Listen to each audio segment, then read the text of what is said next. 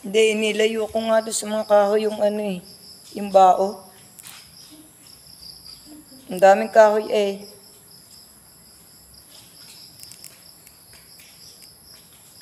Ay, ano nag-video? Wala, hindi yan ano. Ay, madalim na. Tapos na. Hindi pa. Ah, meron pa. Ano ito? Tatanggalin pa dito. Dito na lang ako Ay, doble-doble. Ang paghawak mo niya. Ano pa yan? Eh ano eh. Dapat diretso na para isahan lang ng ano. Ay, Ikaw naku. talaga. Hayaan mo na. Ano eh. Newcomer. Para si Ate Jul ganyan din. Ate Jul, Eh paano? uulitin mo na naman tapos hawakan mo na tapos malalamog na yan. Ay, hindi kasi ano kasi yung... Pag ganyan mo, aluhan mo na, agad, alisan na agad. Eh pinagtatanggal ko muna yung malalaki. Kaya pala eh. Para sabi ko tanggal na tanggal yung ano. Ay, ganun din yun. Tatanggal din naman yun. Kasi naman kami magluto ng ganti, kapirt lang nilalagay, hindi marami. Oo. Ang Bicolano eh, solo iyan. Solong ganyan. Gamot nga ito eh. Solong, Si Randy, nung napunta kay na Randy nun, kumaki mo ang iniinom ni Randy malunggay lang nung yun may sakit. Yung tubig niya malunggay na abang berde. mapait yun. Mapait din mag ito malunggay pag marami. Yan. Kala ko ipaganti. Nga naman. Pero ito hindi ito mapait pag kasi niluto. Igigisa mo lang to. Tsaka yan, talbos. Sasama ko dun sa munggo bukas. Eh, ba't pinitas mo na? Aba, di bukas maaga pa yung magano ka na. Ah, sa umaga, lulutuin mo na. Eh di pagkakain ng maaga yung mga estudyante, eh di mo Oo nga na. maaga tayo magluluto. Ready na agad. Lalagay ko lang sa rep. Di ibibili mo na lang. Ay, may itlog ka naman yung pang sa maluto niya. Ni baby. Pwede naman. Butit hindi yun, ano. Hindi siya nagre-reklamo sa ulam. Hindi reklamo. Pag ayaw niya, hindi ang kakain. Pero kakain niya. Iba. Iba. Gatas, ang ulam, iulam niya. Yan. Bigla na mag-iinit. Ako, favorite ko yung munggo. Kaya lang nakakatamad na magluto. Magluluto ka ng isang balot na tig 10 piso. Eh di madami na yun pag naluto yun. Eh ako lang naman ang kakain.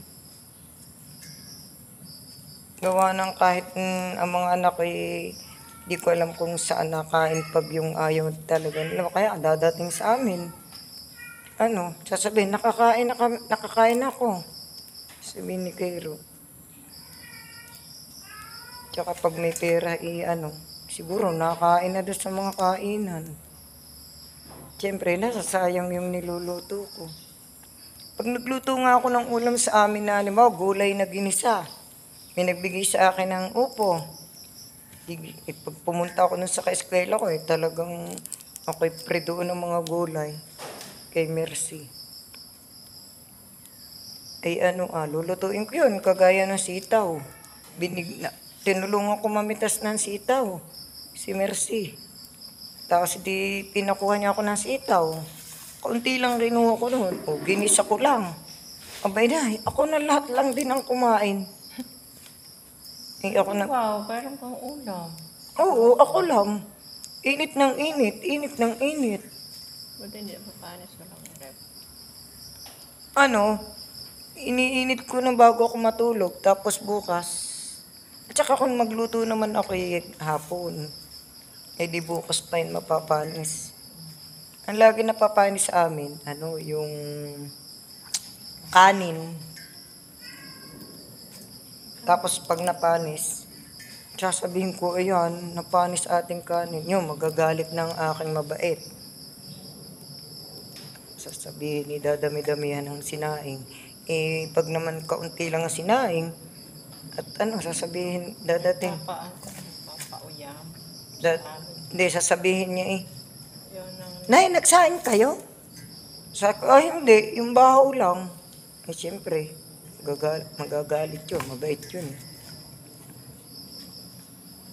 Kaya, ang hirap.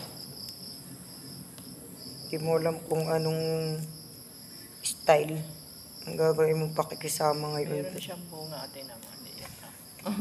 Ayun yung ano, yung anong ang tawag dyan? Yung ligaw? Ligaw. Ang dami niyan sa harapan ng bahay ng di sa may gilingan ko. Ang dami doon ang hihingi. Sarap kayo. Yung mga ganito lang kukunin mo. Tapos nagbubungahan yun. Pag nagbubungahan na yun, ano, si Leda naman ang namimitas. Ewan, sinasapaw lang yata sa sinaing. Masustansya. Ako'y, nako, kahit ako may pera pag minsan, ay ano ha, binibili ko lang yung cropit na ano, na Doris. At ako may sukang tinimpla. Ano na, okay na sa akin yun. Mula nung kasi ako na-aksidente, ay ako na kumain ng kung ano-ano. Tsaka syempre, kailangan tipid din ng pera. Nung pag ako'y nakabili ng ano, ng tuyo, 6 pesos ang tuyo, 3 piraso. Piprito ko yon. Tapos, 2 kay Cairo. Akin, 1 piraso lang.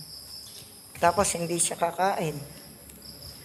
Yung bukas, kulang ko pa yon. Pati halimbawa ay ano,